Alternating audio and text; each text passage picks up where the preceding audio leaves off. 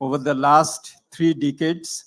Many of you are veterans of CPD dialogues and CPD's various activities. And without you, we wouldn't have been where we are today. So on behalf of SAR and on behalf of all of our colleagues at CPD, deep gratitude to all of you. This session particularly will focus on influencing the regional and global discourse, CPD's contribution to regional and global integration. We will be looking forward to hearing from some of our partners who have joined us online, and also from you. And we are very happy that Ambassador Farooq Sobhan, our former Foreign Secretary, and many other things, he is also with us today. We will also be joined by Ambassador Sridhar Khatri. Sridhar, if you are hearing, thank you. Thank you so much for being so patient. Sridhar was former Executive Director of the South Asia Center for Policy Studies, SACEPS, which was established by Professor Rahman Sobhan, who was also the first director of SACEPS. We are also joined by my good friend, Professor Sachin Chaturvedi, who is the Director General of leading Indian think tank, Research and Information System for Developing Countries, RIS, in New Delhi. Welcome also, Sachin. We are also joined by Professor Dr. Renzia, a former president of Yunnan Academy of Social Sciences, who also has been a long-standing partner of ours. And also we are joined by Professor Dark William Tivelde, Director, International Economics Development Group. With the IDU, we have done a number of work for many years. And we will be joined just now, he will be joining us, Ambassador M. Tawhid Hussain, our Honorable Advisor, Minister of Foreign Affairs, and a very dear friend of mine. The keynote will be presented by Mr. Tawfiqul Islam Khan, Senior Research Fellow, CPD. Let me begin by recalling that, that since its beginning in 1993, regional issues and Bangladesh's integration into the global process were very important, perceived to be very important for us. Under Professor Rahman Sobhan's guidance, we have been working on many issues which are of importance in terms of bilateral relationship with India, which is very important for Bangladesh. Also in the context of regional integration, and I was mentioning SACEPS, which was a South Asia Center to advance regional cooperation, and under the aegis of SACEPS, we have carried out a number of work in terms of advancing the cause of South Asian cooperation in trade, in investment, in environmental cooperation, particularly with respect to Indo-Bangladesh relationship. I think the 16 dialogues that we had with various institutions, including RIS, those had helped us to firm up our position vis-a-vis various issues, vis-a-vis India, also with regard in the context of SACEPS, in the context of the regional cooperation as well. We have also been very actively involved in global issues. We have regularly participated in the WTO conferences, in COP, the climate discussions, and also in various issues. And CPD was also very much involved in view of Bangladesh's LDC graduation. In fact, we had an entity called LDC4 Monitor, which was headed by Dr. Devopriyo, and it was a regional, it was an international collective of leading think tanks from both Global South and Global North. Also, we have hosted the Southern Voice for SDGs, which is also a collective of 43 global think tanks from the South, which was also coordinated by the previous convener. I think our interest in South Asia was triggered by Professor Hemant Sobhan's seminal contribution to the discourse, Rediscovering the Southern Silk Route. I think that book was one of the, I would say, pioneering work in terms of integration of of our region, in terms of putting in place transport connectivities, investment connectivities, people-to-people connectivities. And in that context, in fact, in 1999, we were one of the pioneering institutions under Professor Hemant Sobhan, which started the Kunming process, which later on graduated into the BCIM Economic Corridor process. And from that perspective, we are very happy to have Professor Dr. Renzia, who was at that time the president of the Yunnan Academy of Sciences. Professor Sridhar Khatri, as I was mentioning, who was director of SASEPS, and he took over from SAR.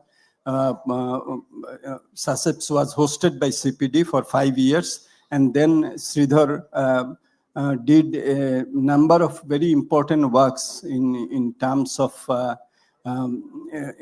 advancing cooperation in various areas. So very happy to have also Sridhar.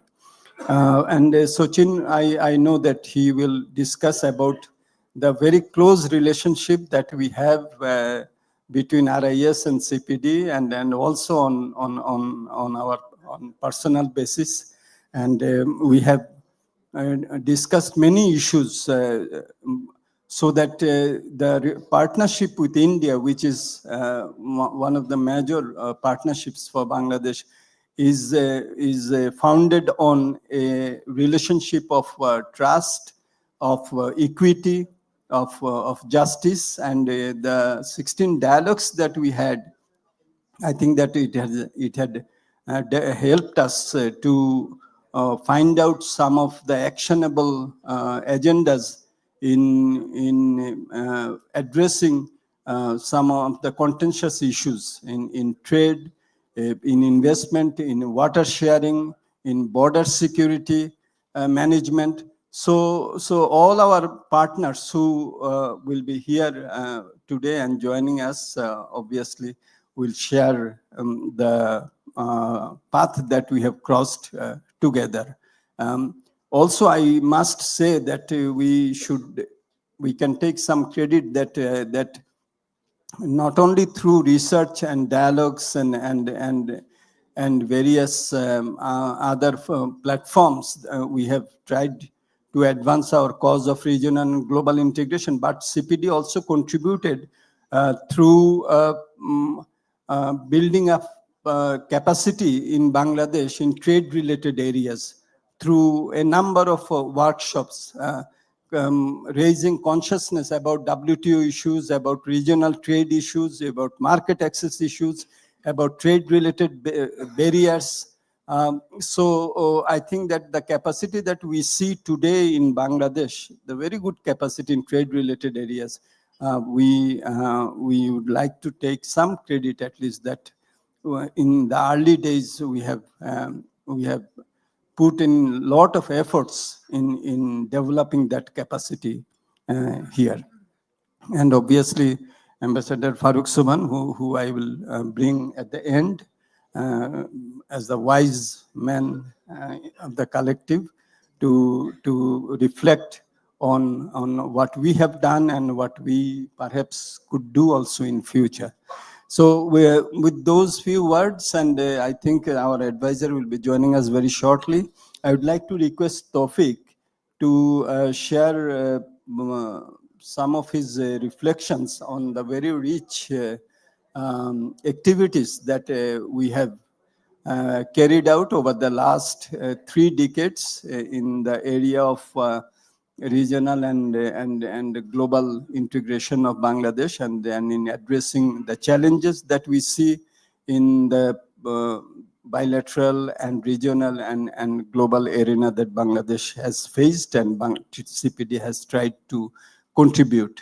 And I must also say that we have worked very closely with the policymakers also, so that the policies that are pursued in these areas, the policymakers have an access to the knowledge that CPD has produced, and their policy making is guided by that.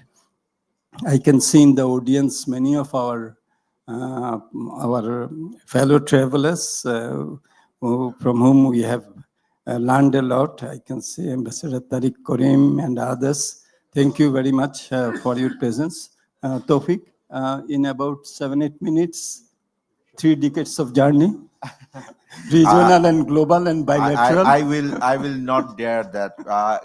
Given that the people that I can see from here and people who are there online, probably they know more than I do about CPD's journey, because they are there for last 3 decades. I would like to categorize the contribution of CPD in terms of regional and global issues.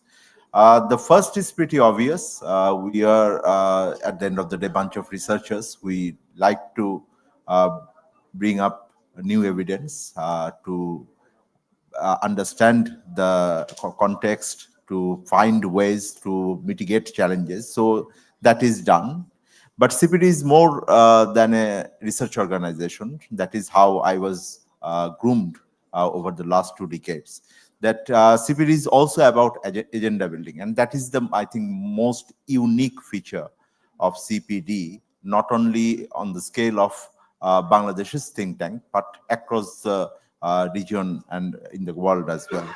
Let me give you an example. When during the 90s, the Indo-Bangladesh dialogue started, hardly any non-government organization in a institutionalized fashion tried to promote bilateral relations or regional relations in that matter. It was very politically sensitive. And the very unique feature of Indo-Bangladesh dialogue, in my view, was not only to look into the economic cooperation or trade cooperation, but it also upheld the importance of people-to-people connectivity. So that is, I think, the most unique feature. So it went to the extent of cultural cooperation and media cooperation as well. Something that we can relate in our present time.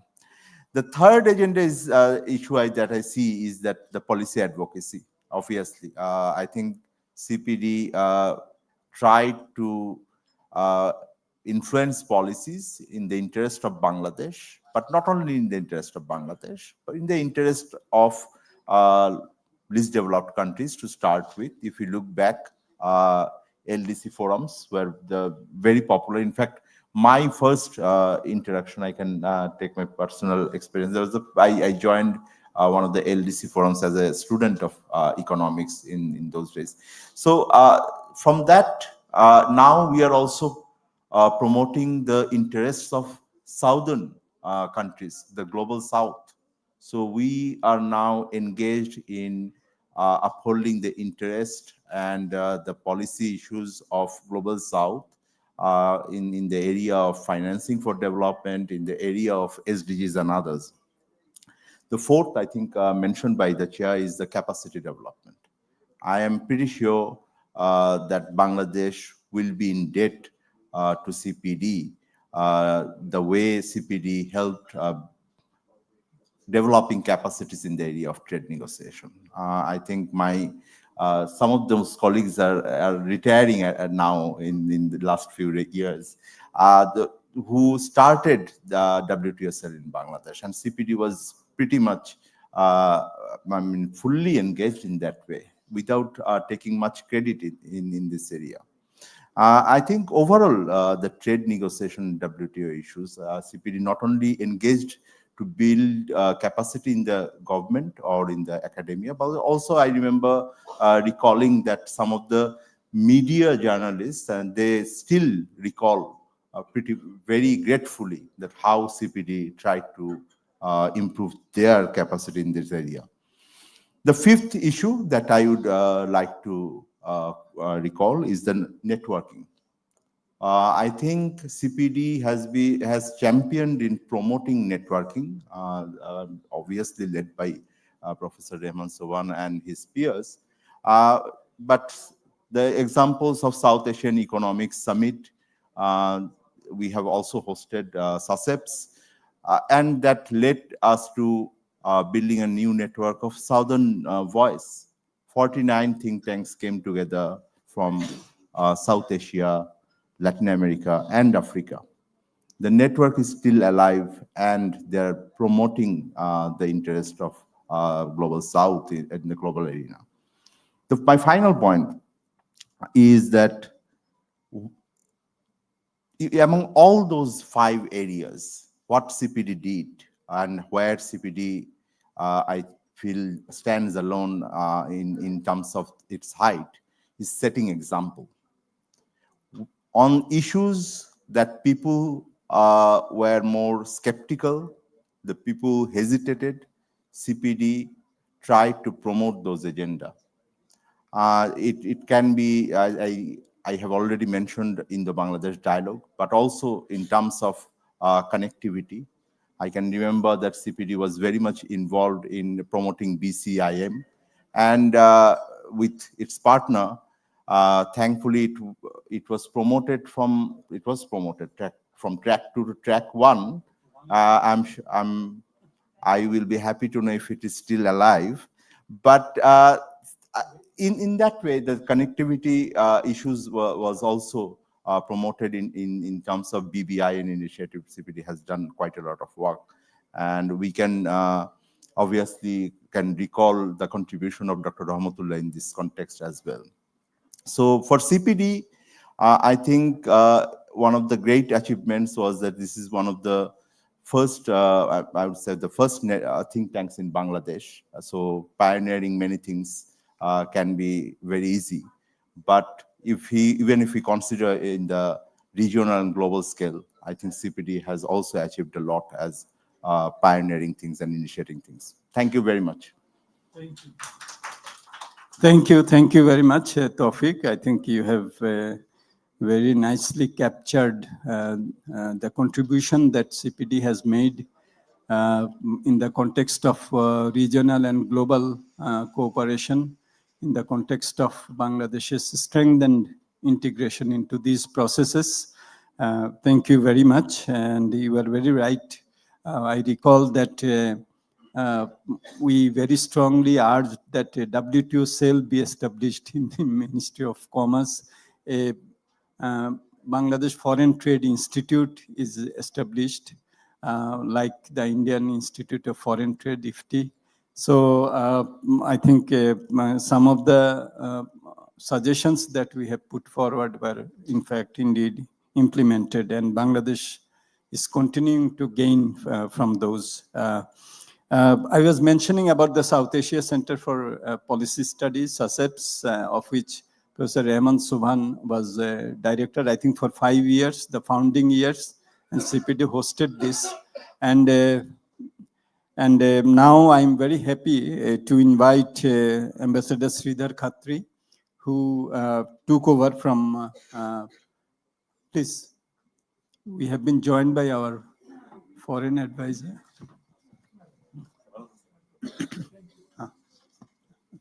Welcome.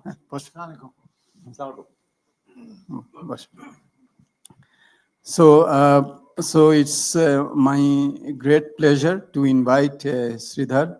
Sridhar, good to see you. Sridhar, after having been the executive director of SASEPs, I think he went on to be the ambassador of Nepal in USA. So Sridhar, your 5 precious minutes. Thank you very much, Mustafiz.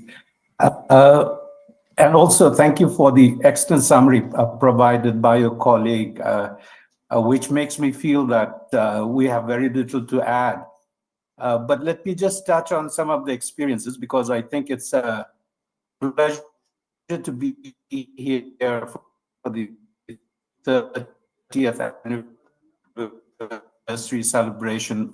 Again, virtually some of the colleagues I see, Professor Soban there, Professor Ronak Jahan, and also who might be very soon. My experience, I would say, in dealing with CPD has been extended over the last 3 decades.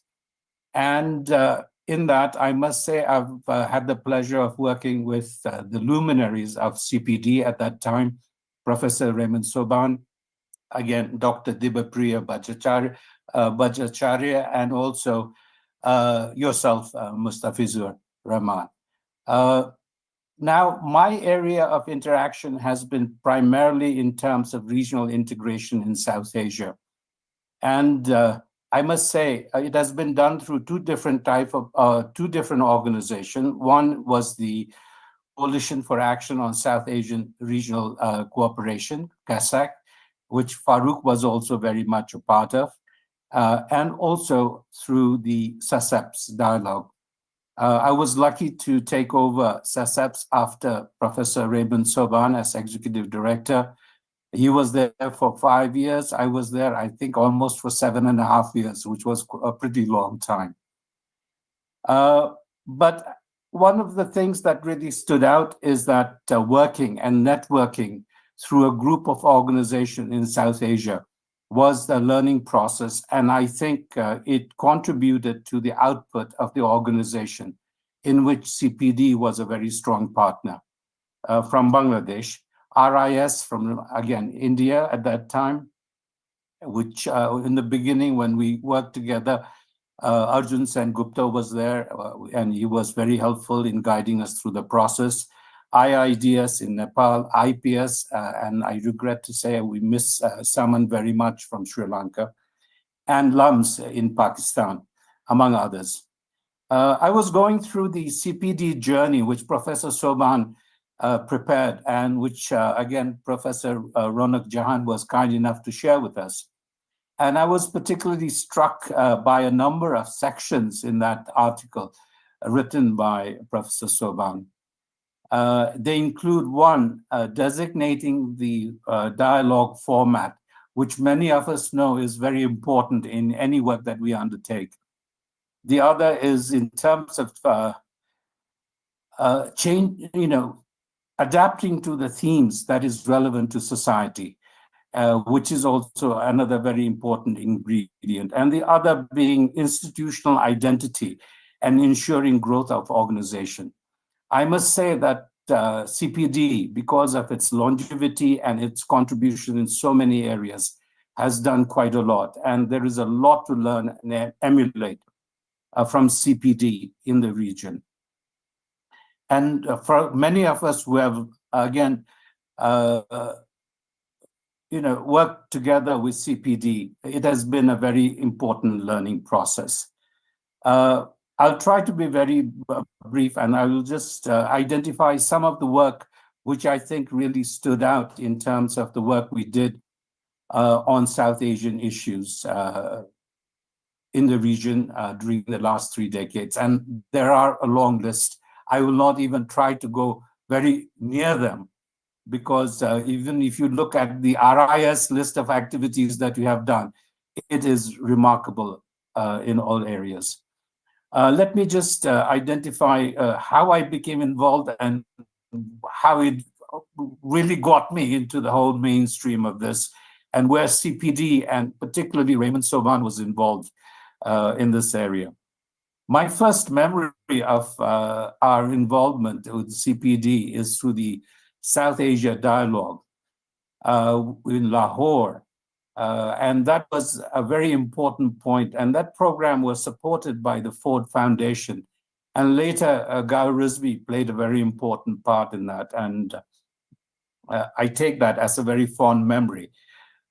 We were in that dialogue process, and somehow our traditional South Asian mindset took over. And many people came out with their national position paper on that. And I recall during that dialogue, Professor Soban, took the floor and said, "What is the purpose of a dialogue if we start taking national position, which is stilted and which is not going to move anyway forward?" And we have been through that process ad nauseum in South Asia. And suddenly everyone, and I remember at that time, Dr. Mubasir Hassan also supported the idea, and all of us cast aside our national position papers and we started communicating. And I think it turned out to be one of the most productive dialogues we have had in South Asia. And it, I believe, set the tone for other dialogues that we did through CASAC, and also the interaction that happened at the semi and track 2 process, and also at the track 1 process later. Just to give you an example, the SARC group of eminent persons that was created at that time, many people also came from CASAC also in that group. And I think the influence of the civil society in the dialogue process came to be seen, which was very important at that time. The other, I would say, you had Professor Soban there, Professor Muchkun Dubey, former SARC Secretary General Yadav Khan Silwal from Nepal, and Ibrahim Zaki from Maldives. These were the key actors which shaped, again, the dialogue process at that time. The other, I think, significant work that really stands out, and posterity will judge us for that, is the work that was done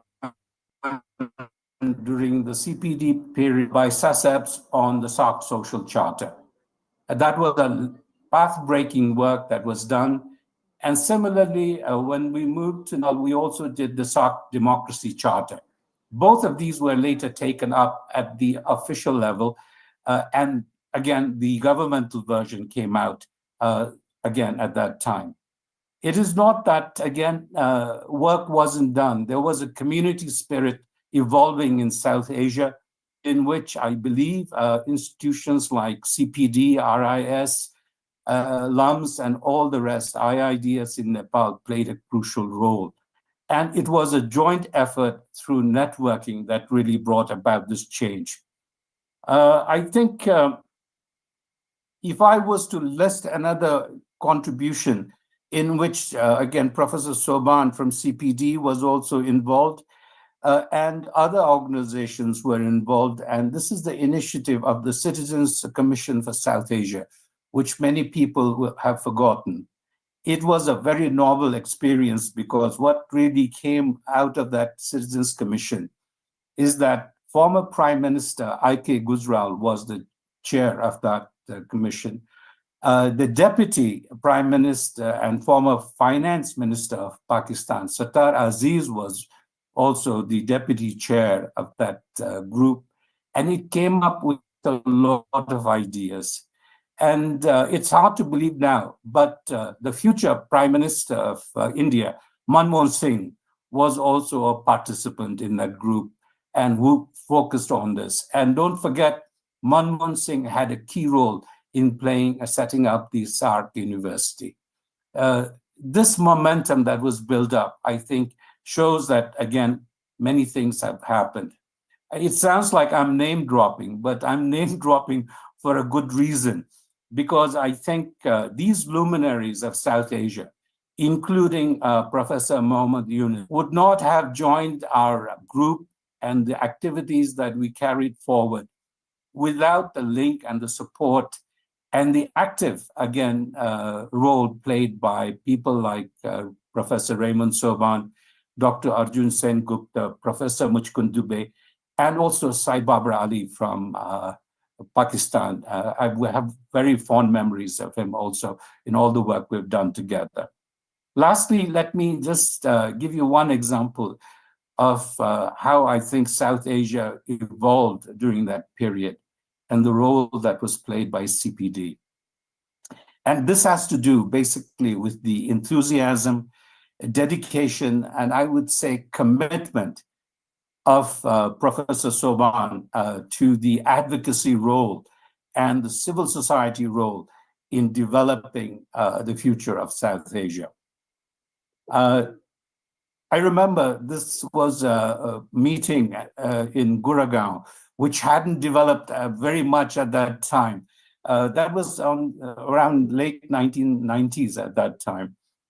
And we had come and to the end of a 2.5 day seminar, and everyone was ready to go home. Professor Soban took the floor at the last hour, and naturally everyone was hoping that it would be very brief, but the amazing part was the enthusiasm shown by Professor Soban was so intense that he gave a very nice I would say, talk on the dedication that people need to have to play an advocacy role in South Asia. I remember at that time, in the first 10, 15 minutes, Farooq was passing a note to Raymond Soban saying, okay, you have gone long enough. But the way it developed and the presentation he made was so memorable that I think feel that we see in him that is reflected in South Asia or was reflected in South Asia needs to be revived again. And I think many people would agree that the community feeling that came about because of the role played by people like Raymond Soban, CPD, and rest of the organization like RIS, LUMS, IIDS, again, needs to be given greater attention. And it has been my pleasure to be part of that. Thank you very much. Thank you. Thank you. Thank you so much, Sridhar, for that recapitulation of the history, the rich history of collaboration that we had. We did succeed in some, we didn't succeed in many, but I think our trying for achieving those aspirations continue, and I think this is an ongoing process, and we will have to look at it like this. And it's just not it's not name dropping, because these people have been part of our journey, our shared journey, CPD's journey over the last 3 decades. So thank you so much. And also thank you for recalling Professor Raymond Soban's contribution to that. You mentioned about the group of eminent persons. If you read the report envisioned that there will be an economic union in South Asia by 2020.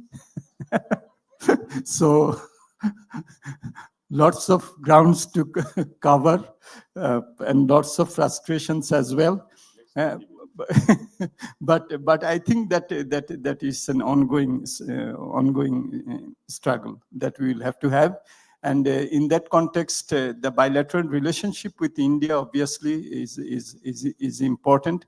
In spite of the difficulties and the challenges, I think that the way that CPD has tried to deepen the connectivities with India in various areas, from the standpoint of justice, equity, shared partnership, shared future, I think that is something that we really cherish. And in that context, I would now like to bring in my very good friend, Dr. Sachin Chaturvedi. He has been with us in many of our joint activities, research, dialogue. And Sachin, you have been part of CPD's journey as well, and it will be nice to hear a few words from you. Over to you. Thank you. Thanks a lot, my very dear friend, Professor Musfiz. My warm greetings to CPD for this great anniversary celebration. And I'm very happy to join you, to greet you, and to congratulate you. I joined RIS in 91 and have been seeing Professor Rahman since then. The partnership that Ambassador Khatri mentioned reminded that nostalgic moment when we get connected on several key issues which are so important, so much part of our shared history and shared journey forward. I particularly feel three important dimensions with which I connect CPD, and I think 3 decades are not sufficient to build that forward and take it forward. But I think Professor Rahman Subhan has done one very important thing, which is important for all of us, and that is to kindle the idea of South Asia identity. And that part, I think, is something which is embedded in many of us, not just confined to CPD, but across the border in the region and across countries, where South Asia as an identity going beyond national frontiers is something which CPD has taken forward, be that with Devopriya Bhattacharya or you yourself, my dear friend Professor Rahman, or now even Fahmida Mozam. I think people who have taken that forward from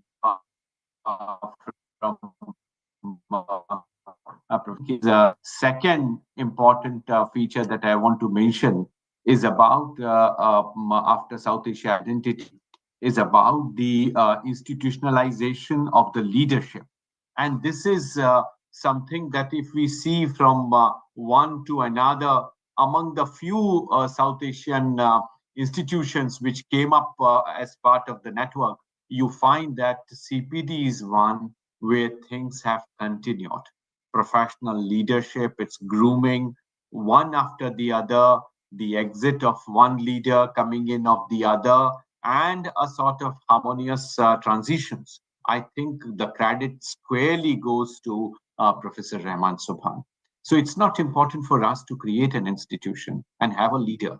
It is important for the leader to know when to exit and where all to remain present. And this is what I think Professor Rahman Subhan has guided and has established as an identity.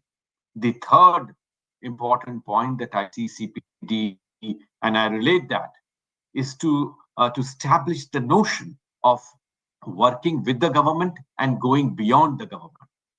So how we remain with the government, and as Ambassador Khatri rightly said, shedding off the national positions and identifying the key integration objectives. So these three features, institutional leadership, South Asia identity, and with and beyond government. These three are very important features that in last 30 years, CPD has firmly established in the realm of institutional governance, institutional transition, and institutional transformation for regional integration. And this is where I salute Professor Rahman Subhan, Professor Farooq Subhan, Professor Raunak Jahan for their collective leadership in shaping such a fantastic institution for South Asia. There are so few institutions, not just in South Asia,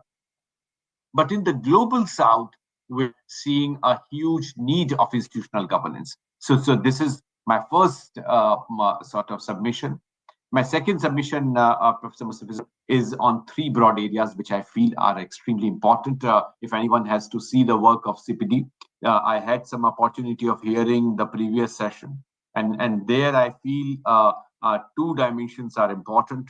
The economic union that you just now mentioned, the work of SAPTA, the idea of the SARC multimodal connectivity with Rahmatullah that was referred to, but also your own work on SAFTA gravity model and also the Asian land transport infrastructure development. So those were some of the issues where ALTD, which were sort of reminding us of CPD's deeper commitment on the work plans that are there. It was also about the investment cooperation, the idea of having integrated infrastructure, energy cooperation, but also addressing the macroeconomic policies, the labor market. Those issues are equally important for us to work out the details which are important. And they were all largely for bringing South Asia a South Asia which is just, peaceful, and bringing in our societies together. And that part, I think, is important for us to see how the monetary union comes in, how payments and clearance arrangements are established, but also a reference to SASEPs. And I'm so happy that SASEPs is now being hosted at RIS, and we are trying to continue under Professor Deepak Nayyar, the leadership that Ambassador Khatri and before him Professor Rahman Subhan provided. And this is an important component of our shared institutional frameworks that are coming in. The second component that I want to mention is that CPD's work is not confined to South Asia alone.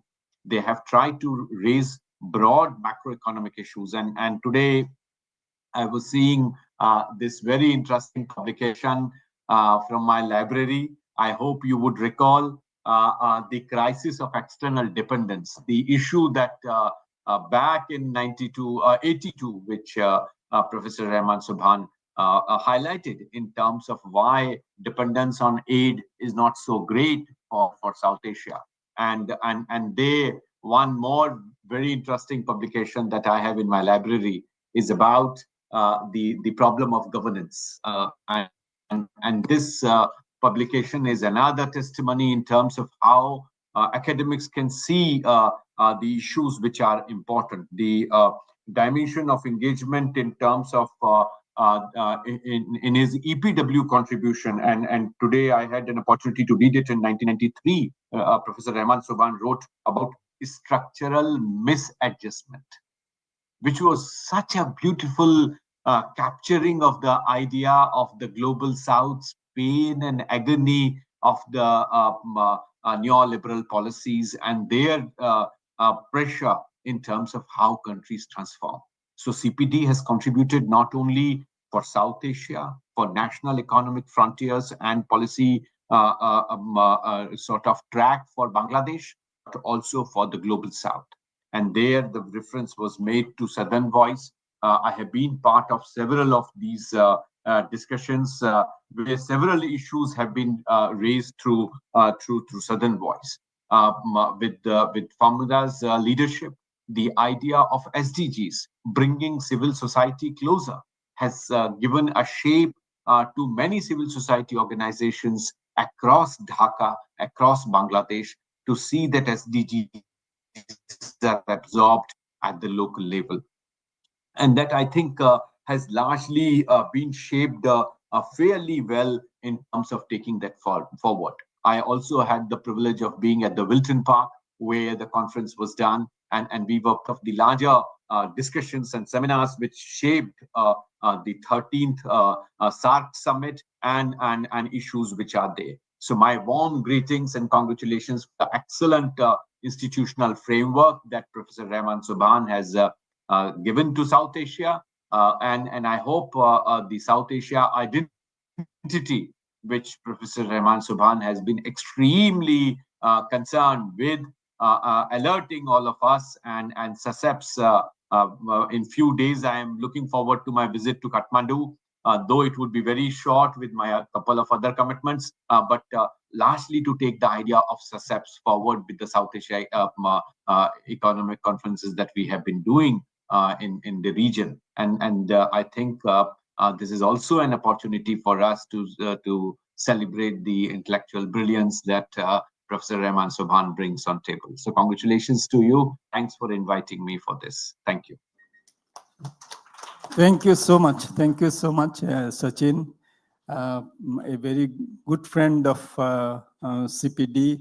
And Sachin, for the Bangladeshi audience, I must say that has always been supportive of the issues that we have raised in our bilateral discussions, very enlightened view, and situating the bilateral relationship between Bangladesh and India in the South Asian context. And we are hoping that the center that was set up at RIS Dakshin, the Center for Global South, will also help take the cooperation between our countries and in the context of Global South forward. So thank you so much, Sachin, for those nice words and also recalling the journey that we have taken and the journey in which Professor Hemant Sobhan led from the front. I was mentioning about the Kunming initiative, where CPD played a pioneering role. It followed from Professor Hemant Sobhan's book, seminal book I mentioned about the rediscovering the global South, the Silk Route. And the Silk Route is essentially the BCIM economic corridor.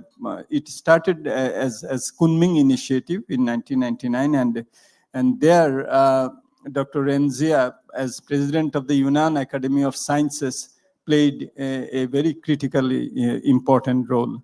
So we are very happy to have her with us here to share some of her thoughts as regards the cooperation that we had in the context of elevating the track 2 to at least track 1.5, and hopefully sometime in future this route which was envisaged, from Kunming to Kolkata and via Bangladesh and Myanmar, which has so much potential in terms of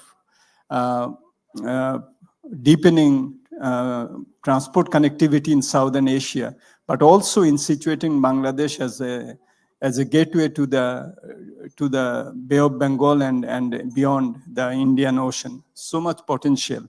So I'm very happy to invite now Dr. Renzia. Dr. Renzia, are you with us? Yes.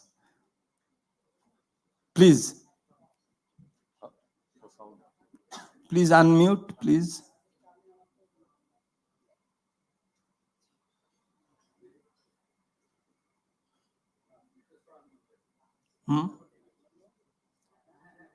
Yeah, it's okay now.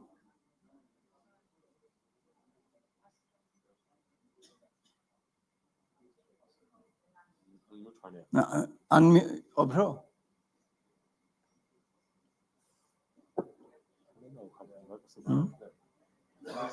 It's okay? Yeah. Yes, please. Hello? Yes, Dr. Renzia. Hello. Hello? Yes, please. Hello? Thank you very much, Ms. Chair. Many thanks to Professor Sobhan and the CPD for the invitation. I'm honored to participate in the meeting celebrating CPD's 30th anniversary. CPD is an important think tank in Bangladesh with a large number of rich research results and books on economy, society, and external relations. Especially it has a group of eminent scholars and colleagues, just like Professor Rahman Sobhan, Dr. Deepa Priya, Itachaya, Mr. Dr. M. Ramatullah, Professor Mustafir Rahman, and Ms. Fitman Yosef, and so on. They made a great contribution on promoting the BCRM Regional Cooperation Forum, car rally, and the BCRM Joint Study Group meeting. We will never forget them. As we know, in 1999, the first conference of the BCRM Regional Cooperation was held in Kunming, China, and the delegations of the 4 countries issued the Kunming Initiative. It's the first time in history 4 countries sat down together to discuss regional cooperation. CPD had the 3rd, the 7th, and the 11th BCRM Regional Cooperation Forum in 2002, 2007, 2013. A highlight of the 11th forum was that the 4 BCRM members organized the first car rally under the four governments supporting. The car rally was a unique example of moving BCM cooperation into reality. In 2019, the 13th forum held in Yunnan province of China, and the 14th forum should be hosted by India, according to the usual practice. In 2013, the BCM Economic Corridor was first officially named in the China-India joint statement signed by two countries. In China-Bangladesh joint statements of 2016 and 2019, the importance of the BCIM economic corridor in promoting practical cooperation among the four countries and the overall development of the region was also put forward. In the Belt and Road initiative proposed by China in 2015, the BCIM economic corridor was included in the 6 economic corridors, which showed that the Chinese government responded to and supported the initiative proposed by the think tanks of BCM countries from track 2 to track 1. From 2013 to 2017, the BCM Joint Study Group meeting were held in Kunming of China, Cox's Bazar of Bangladesh, and Kolkata of India in turn. 4 countries' delegations led by government departments, which marked the upgrade of the BCM Regional Cooperation Initiative from track 2 to track 1. The 4th meeting should be hosted by Myanmar. At present, the situation in BCIM region is experiencing an unstable period, and the various non-traditional security issues have hindered the promotion of economic cooperation projects. We need to work together to respond. Starting with the initiative of economic cooperation, the BCIM Regional Cooperation Forum had gradually put forward suggestions for cooperation in social fields and non-traditional security fields. The Kunming Initiative and the statements of every forum are not outdated and are still goals that we have not achieved. We still need the 4 countries to join hands to jointly we deal with the severe challenges along the 4-country corridor at the present stage. So 3 suggestions I have. Firstly, the BCM Regional Cooperation Forum should be resumed. CPD is an experienced organizer of the Track 2 Forum. We believe that CPD will be able to play a positive role in jointly promoting the 14th Forum be held in India. Secondly, the BCM Joint Study Group meeting should be resumed. In light of the new situation and the new problems, we need to complete the joint studies report and establish an intergovernmental cooperation framework according to the minutes of the 3rd BCM-EC Joint Study Group meeting signed by 4 delegations in Kolkata in 2007. Thirdly, China has put forward the Global Security Initiative which covers cooperation in non-traditional security fields, and maybe can help us to meet the challenges of non-traditional security issues.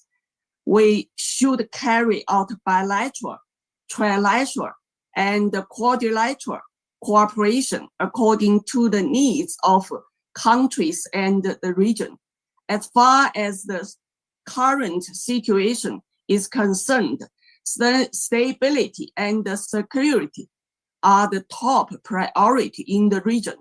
Only with domestic and regional stability and security can we promote economic, social, the people-to-people contact and cooperation, and promote regional economic and social development and the people's well-being. Finally, I sincerely hope that Bangladesh will enjoy social stability, economic prosperity, and the people's well-being. Thank you for your attention. Thank you. Thank you so much, Professor Renzia.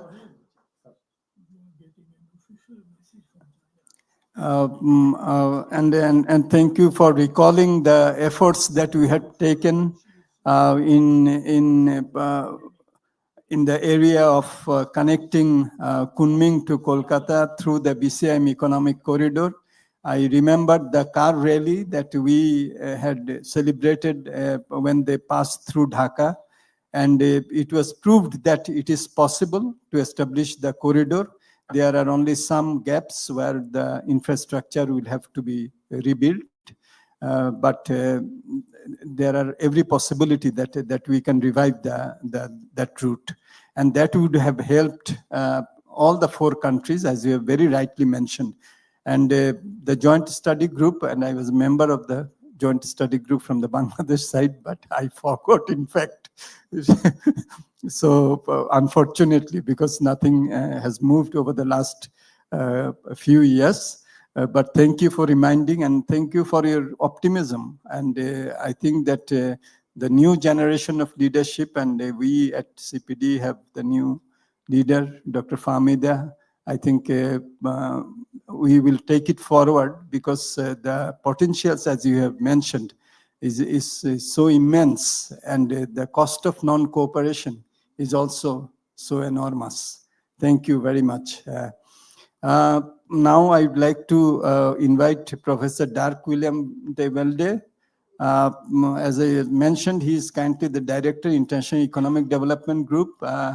Dirk, thank you, and very good to see you. And we have done many collaborative works and participated in so many international events.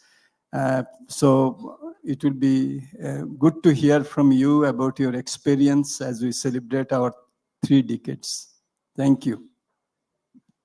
Well, thank you very much, Professor Raman, and many congratulations on your 30 years, and also congratulations, Professor Raymond Soban. So I've met Professor Raymond, I think, once it was in 2010 when we were taking part in the EU-Asia dialogues, and he deeply impressed me by his fantastic speech on social protection. So I'm not an expert on social protection, but he taught me a few things on social protection, and particularly the sort of the Asian style of social protection vis-a-vis the European style, and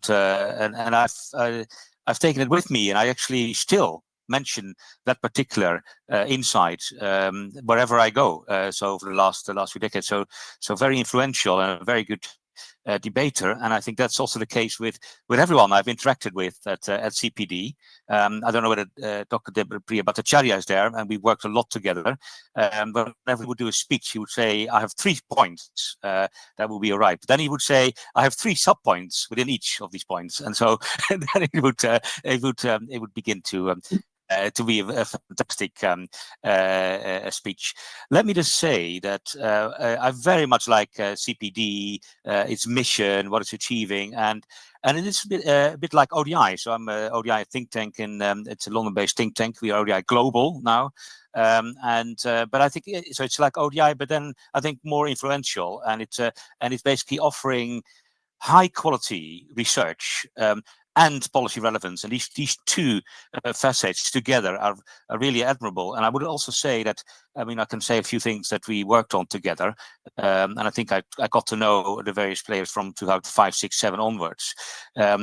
Whenever we did work on, say, the impact of global shocks, the global financial crisis, for example, that you were not just delivering the Bangladesh case study, you were actually much more involved in that. You were going much more beyond that and actually influencing the methodologies there, but also highlighting particular issues that then became sort of globally important issues, whether it was the response of, say, the garment sector to the global financial crisis at the time. And you were always consistently delivering the highest quality of the work. So we worked in that case with about 10, 11 countries and think tanks in each of the countries, and it's just delivering on time with policy relevance, a high quality piece, which was just consistently throughout.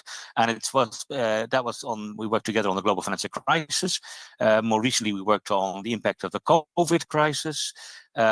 We have also worked on a number of other aspects. It was always consistently of the highest quality, and also very relevant from my perspective.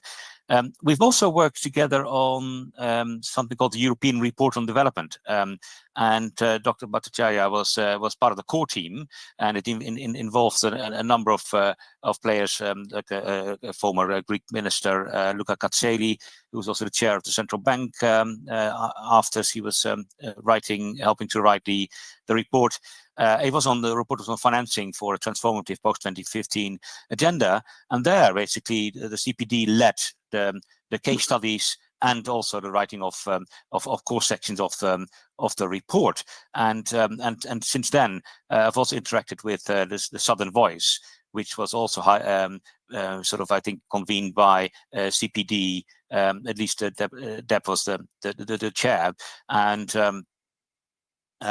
sort of thinking about the international financial architecture and what was wrong with the international financial architecture and how it could be improved. And that strong voice was really important.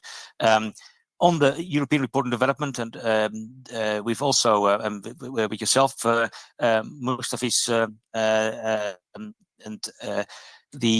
on sort of the trade-offs between climate, economic development, and social objectives as well, and how you taught us a couple of things on this, which was really important, and more recently with Dr. Famida, and all of you are, as far as I can see, is just leaders in Bangladesh on these issues. And I at some point had a program manager, or a sort of who managed the program, and she was from Bangladeshi origin, Sonia Hock, and she said, "Do you know who you just talked to? You talked to Professor Rahman, who is a TV personality." And so basically, with Dr. Bhattacharya, he was chairing a session that we were co-organizing in Dhaka for the European Report on Development, and it was all going fine and so on. And we had lots of people, and then he came to the end, and we, after talking very slowly in English, he then talked extremely fast in Bangla, and with 40 cameras there. And the next day, it basically the messages, the key messages of the meeting were in about 30 newspapers. And so we, as a think tank, ODI, struggled to get our name covered in local newspapers, in the Financial Times or the Economist. But the exposure that you brought, that you bring, so that how you bring the research issues to the policymakers directly, but also indirectly via the media, it's been unrivaled as a Southern think tank. I think it's and a global think tank, I would say. So it's been an honor to have been working with you, and I would like to continue working with you as we work on a range of issues. We've had a strong partnership, I would say, just built on solidarity, but friendship, and always being passionate about development issues, economic development issues, and always based on strong quality and our passion to influence policymakers. So it's been a real honor and pleasure to have been working with all of you at CPD, and congratulations. Thank you so much, Doug. Thank you for your friendship and partnership and our collaboration. You are right. We hope to continue it in future.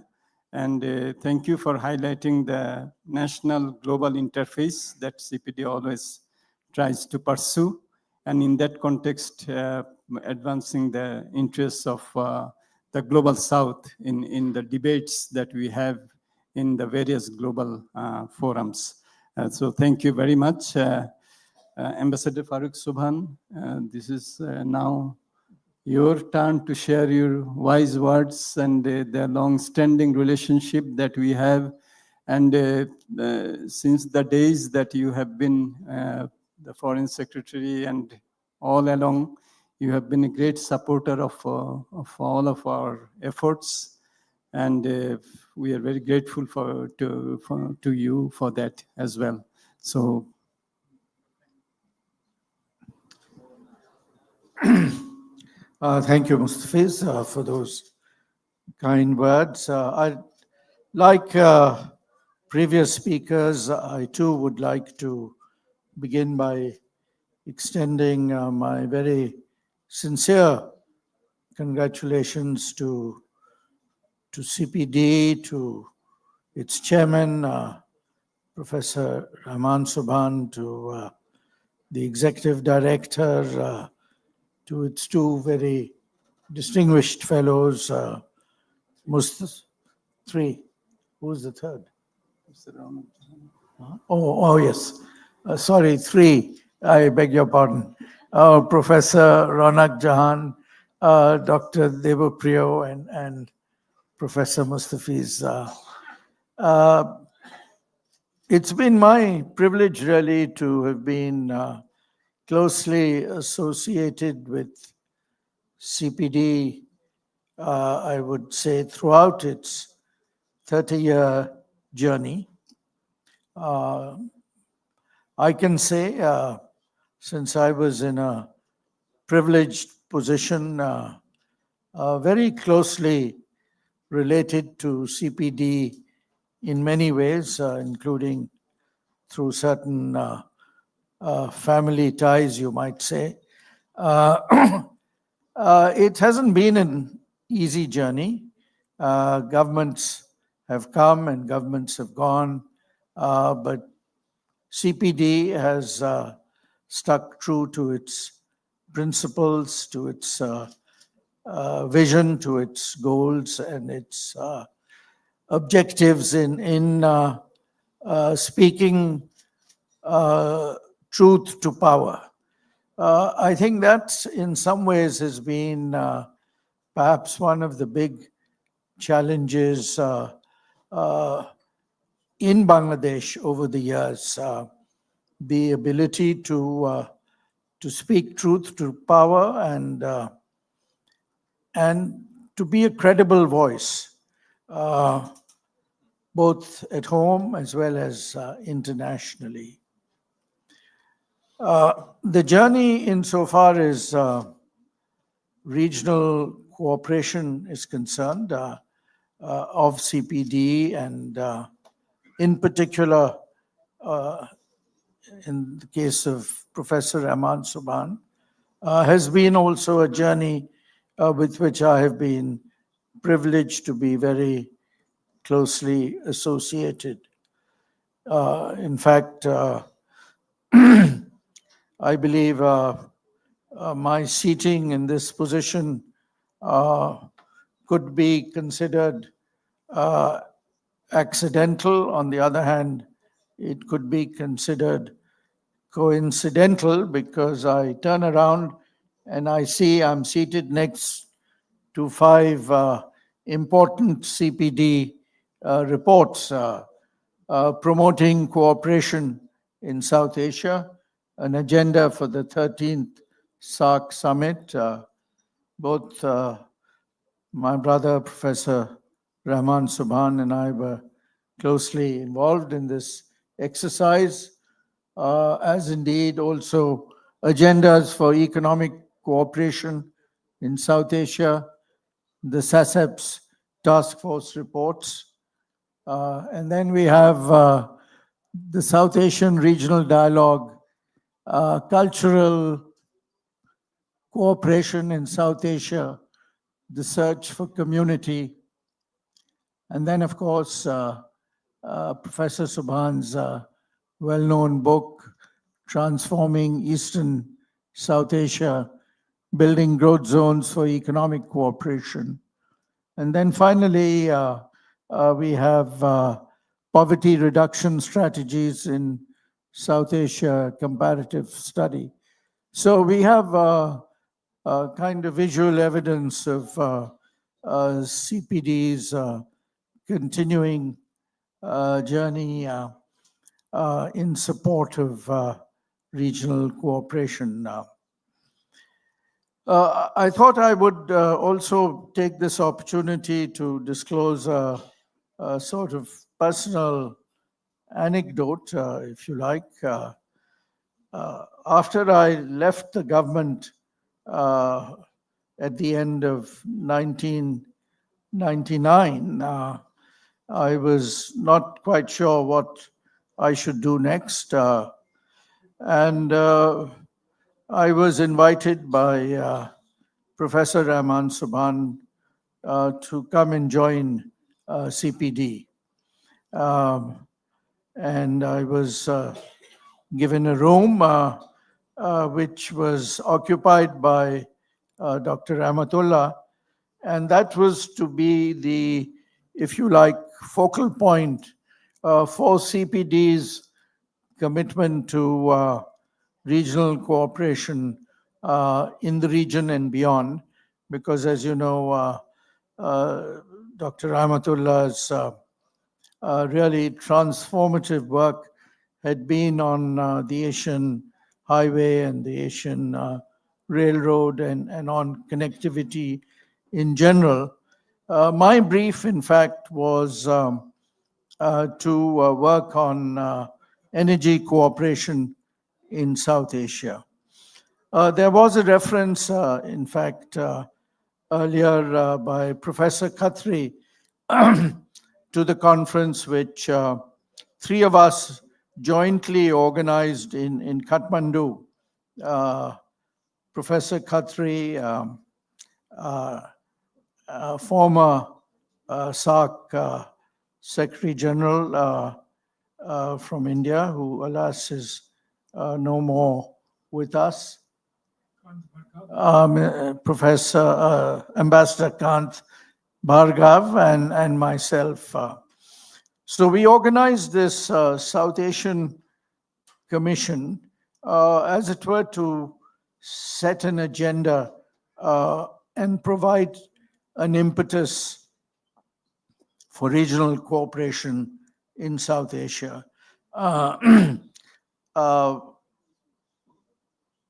Professor Khatri mentioned that we had Mr. I.K. Gujral there chairing the commission, Mr. Sartaj Aziz, the then finance minister of Pakistan, as the vice chair. But we also had Dr. Manmohan Singh, who just stepped down as being finance minister. We also had, as a member of the commission, Professor Amartya Sen. From Bangladesh, we had invited Professor Rahman Subhan, Dr. Kamal Hussain, and Professor Yunus, who was a very strong believer and champion of the regional cooperation process and of SAARC in particular.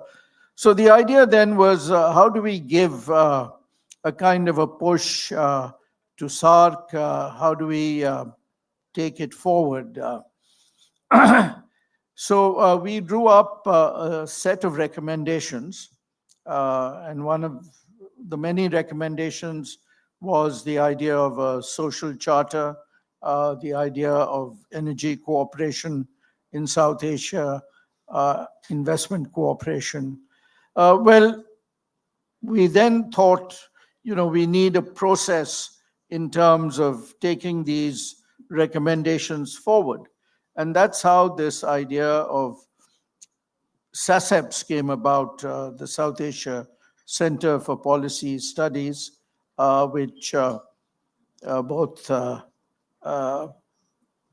Professor Rahman Subhan and myself have been closely associated with since its inception, and where CPD has really played, I would say, a crucial role in terms of providing both a platform as well as support for this process and for the work which SASEPS has done over the years.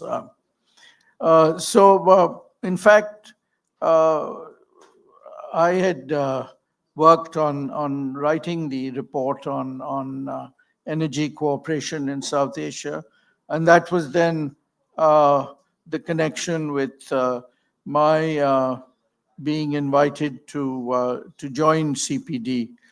Well, to cut a long story short, other things happened, but CPD's pioneering work on regional cooperation continued, and it remained my privilege to continue to be closely associated with the many initiatives that CPD has taken during this period, going back over the 30 years that we have been talking about.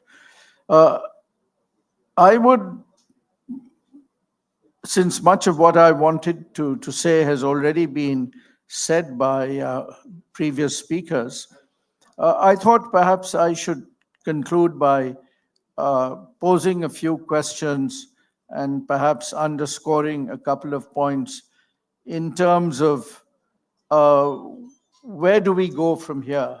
What should CPD's role be in the years ahead? We are, as I'm sure everyone in this room is aware of, both geopolitically, globally, internationally, we are experiencing an extremely challenging period, and that obviously has an enormous impact on Bangladesh. We have seen monumental changes take place here. We've had this movement, the revolutionary movement of the students, which also provides us with an opportunity for change and moving forward. What should CPD's role be here? What should be the role of regional cooperation? What should be the role of the South? Because there has been, against the background of the current geopolitical situation, there has been a growing emphasis now on highlighting the voice of the South. Now, as it so happens, as of now, the South does have many voices. We have an important initiative which was referred to. The RIS is serving as a platform for think tanks in the South. On the other hand, we have also seen initiatives coming out of Latin America, there is a move on, reviving the non-aligned movement, strengthening the whole process of economic cooperation among developing countries. I would say that these are all areas where I believe CPD can and ought to play an important role, both in terms of providing intellectual content and ideas and through its research work. I think we should also acknowledge that currently our own region, South Asia, is perhaps facing its most challenging period in terms of the whole process of regional cooperation.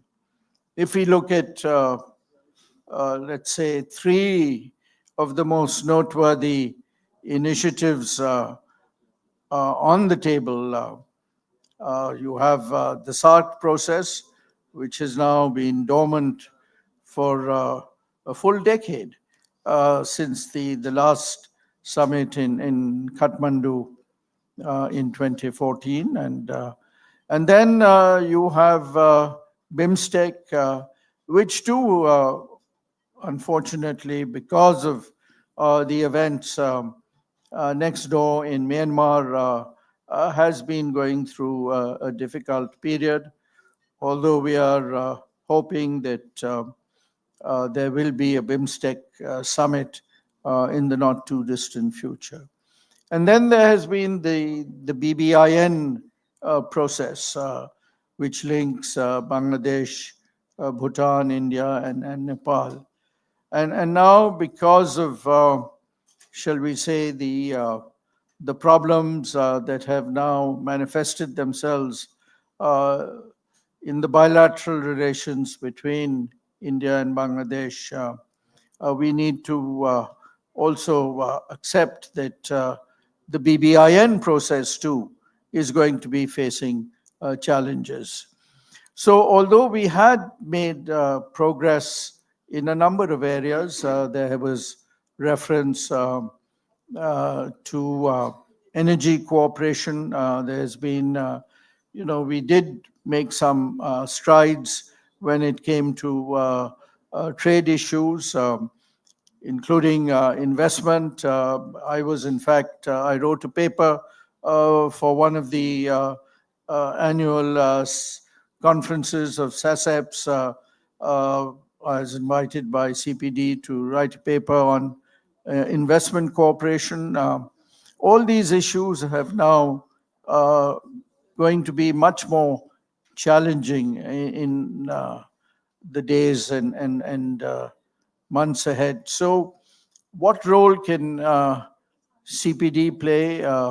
What happens to the whole process of the role of non-state actors, civil society in particular, and where can research and an organization such as CPD play a role in reviving, if you like, the whole regional cooperation process? Is it possible where bilateral relations remain strained? Can this provide an opportunity to revisit regional cooperation as a platform in overcoming some of the bilateral difficulties that exist? I think we need to think out of the box. We need to think creatively. And in my view, CPD has that particular capability to play that role and to provide us with some new and fresh ideas on the way forward in addressing these many challenges that we face within our region and beyond. I'd like to conclude by once again congratulating CPD on its 30 years, congratulating its very distinguished leadership, as well as the many people who've had the privilege to work with CPD, and also the many friends of CPD, some of whom are here with us this afternoon. Thank you. Thank you, sir, for those words and also for the trust that you have put on CPD in going forward, in spite of the new challenges that are emerging. And many of the works that we have done in the past, we are seeing that these are facing a lot of challenges. You have mentioned about BIMSTEC and BCIM Economic Corridor and South Asian cooperation, but we are hopeful that that going forward, many of these challenges will be met and addressed, and their think tanks will have to play a very important role. And it's just not CPD, but also all of us together. I think we'll have to address those challenges. We don't have much time for. I would like to request Ambassador Tariq Karim to say a few words, and then we will come to the podium. Ambassador Tariq Karim.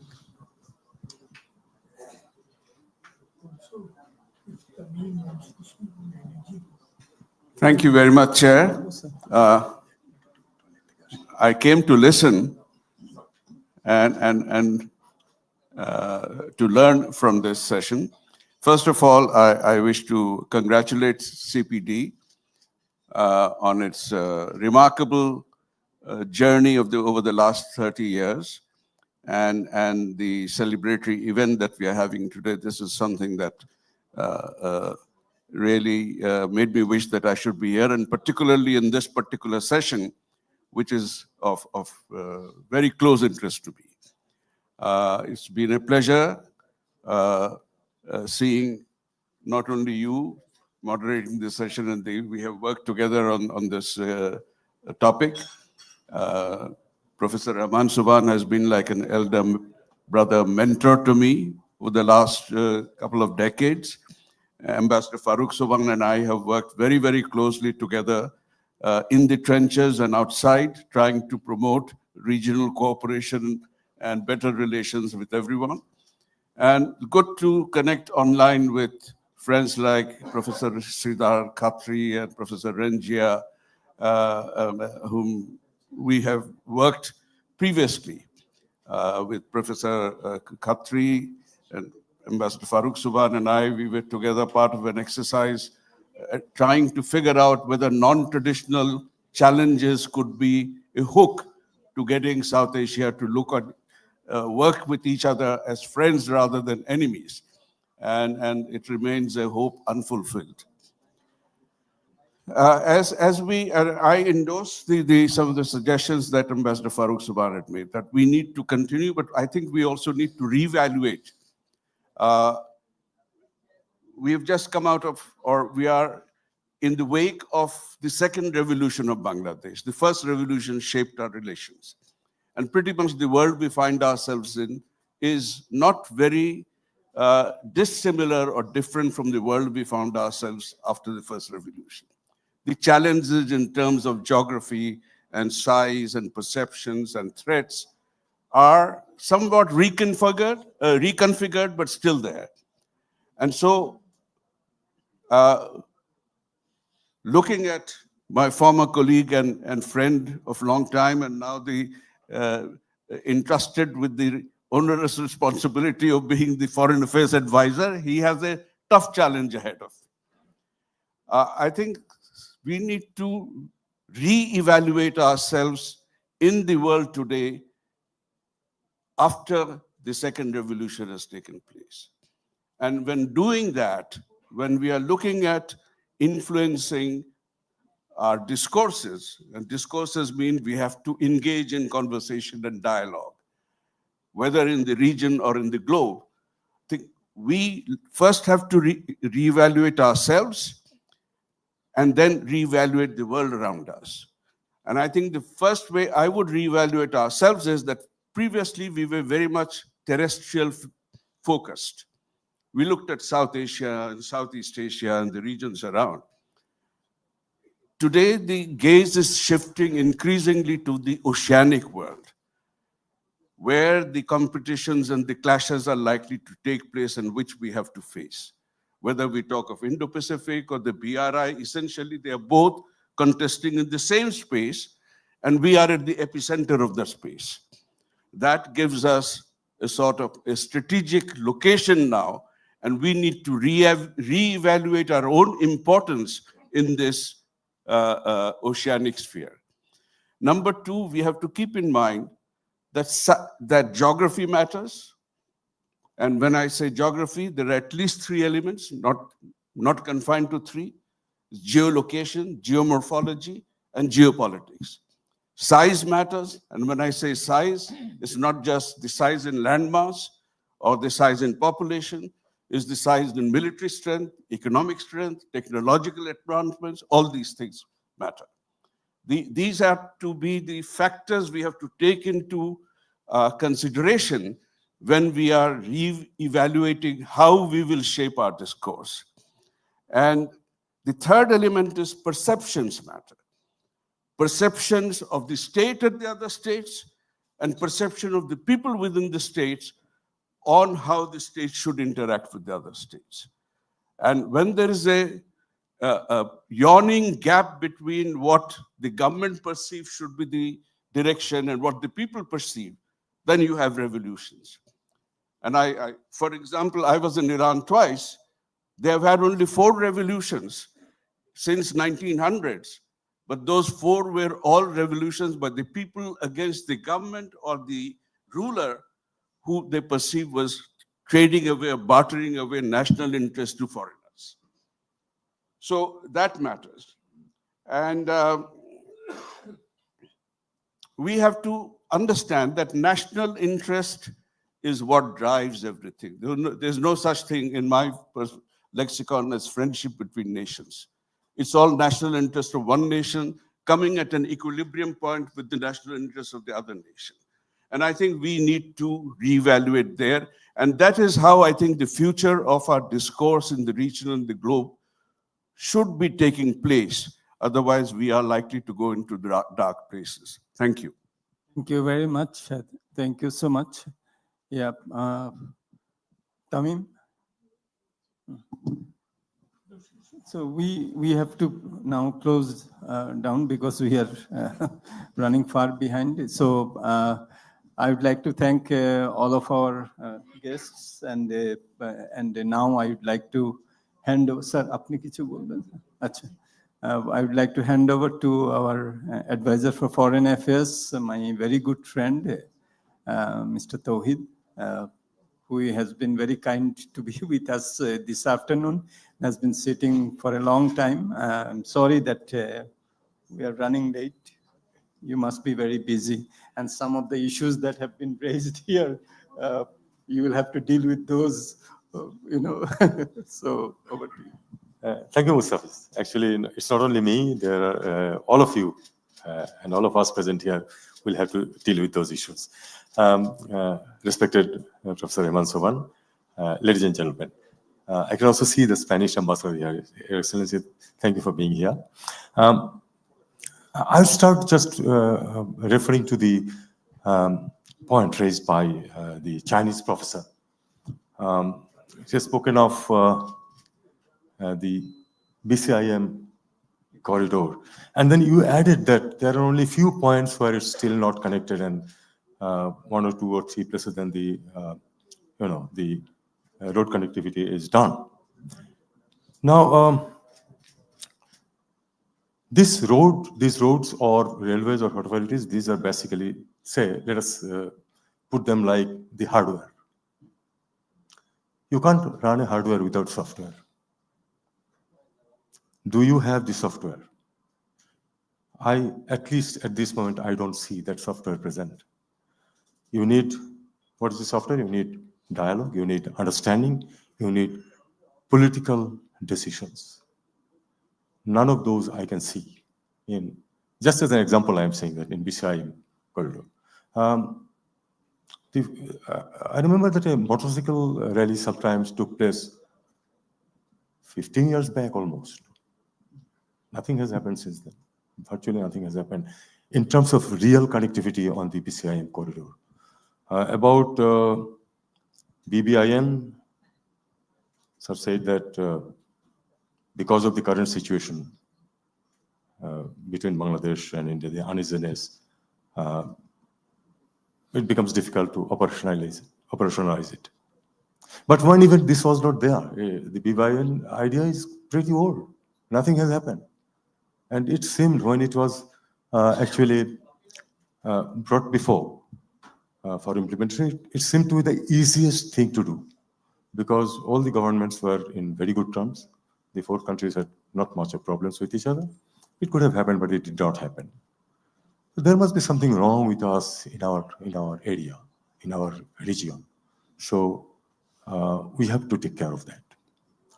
We have to take care of that to really make connectivity work.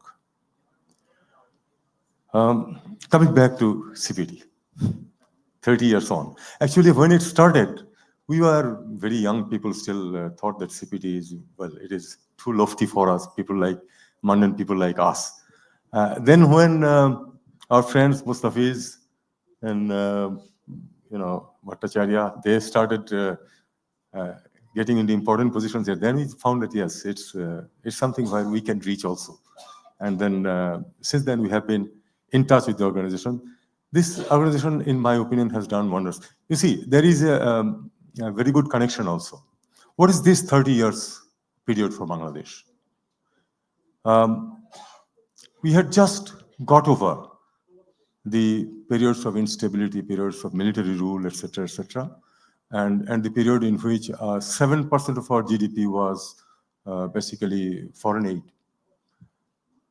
This is the period, these 30 years of CPD coincides with the period when Bangladesh came out of the notion of bottomless basket, came out of the notion of being a very poor country, and it has, Bangladesh has done wonders during these 30 years.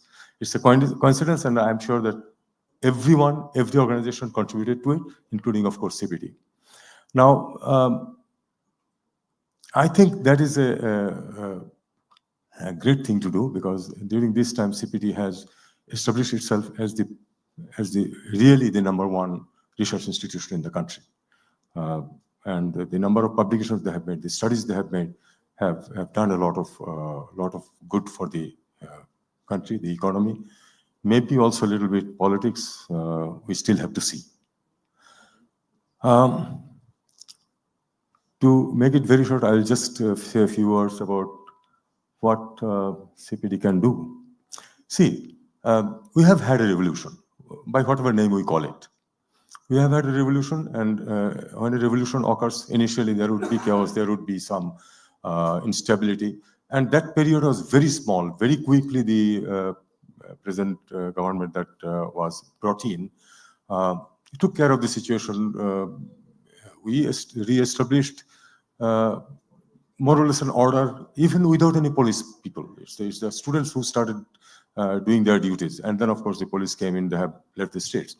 So in three and a half months' time, a lot of things have been done, and we were thinking that, well, we are past the worst phase, and maybe we look to the real things for which this government is here: some reforms, then one election, and then a political government again. But just look at the last week or so, and we have it's a real serious problem. The media, particularly in India, had been very unhappy, I would say, with the revolution that has taken place.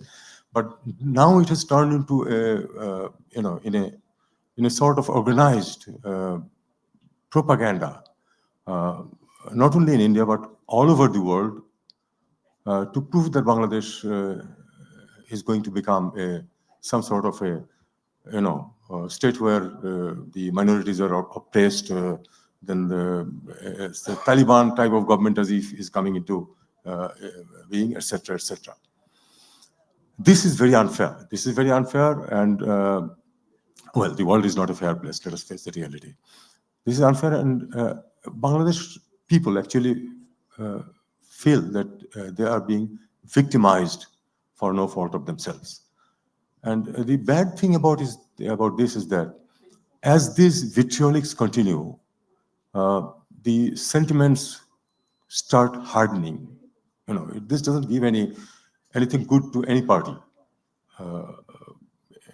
Some people who would have been much more suave, much more reasonable, rational, they would not find their voice. Rather, the people who want to have a hardened position, they find this situation more conducive. So this doesn't benefit anyone. This doesn't benefit Bangladesh. This doesn't benefit India. What I think that Sir has raised the issue of what CPD can do in the coming days. I think one important thing CPD can do is that CPD has very good connections, not only South Asia, but beyond also. And I think the role that they could play, it's just thinking aloud. Of course, there are much more brilliant people in CPD who can really chart their way. But what I think is that CPD could use its connections to actually put up the real picture, what exactly is happening in Bangladesh, among their friends, among our friends, among Bangladesh friends, and not to friends even, and give them the idea about what Bangladesh is doing, what the real situation is, and what the path ahead of Bangladesh is. I think if CPD can do that, and I'm confident that they can, there are people all over the world, all over the region, who are reasonable, who are rational, and CPD needs to perhaps reach out to them as a 2 or 1.5, whatever you call it, so that the situation, it helps to cool down the situation and allow all players to play their real roles. I think I'll stop there. Thank you, sir.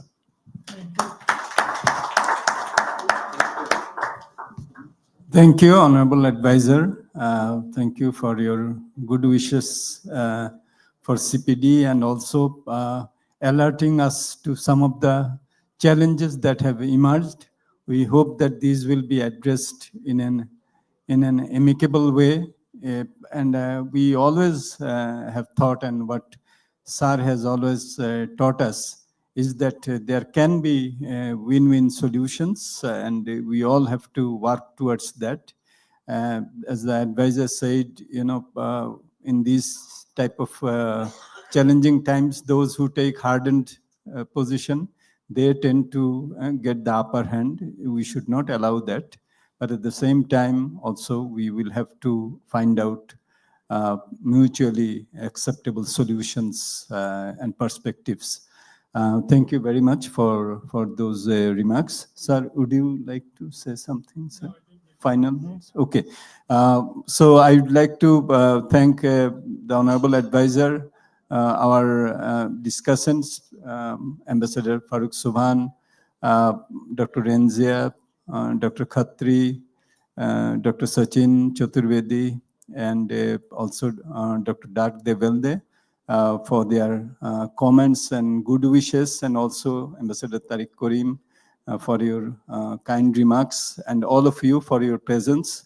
We have a very exciting session now, starting immediately.